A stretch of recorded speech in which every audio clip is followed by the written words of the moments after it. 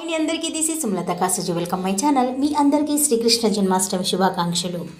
ఈరోజు మా చిన్న కన్నయ్యకు మా పెరట్లో ఉన్న పూలతోటే ఉయ్యాలను అలంకరించాము. పోయినసారి అయితే చాలా బాగా చామంతులు గులాబీలతో అలంకరించాము. ఈసారి మా పెరట్లో ఉన్న మొక్కలతోనే పూల మొక్కలతోనే. ఇది పోయినసారిది అనమాట. అలా నా ఛానల్లో ఉంది పోయినసారిది వీడియో, కన్నయ్యకు ఉయ్యాల అన్న వీడియో, అది కూడా చూడండి.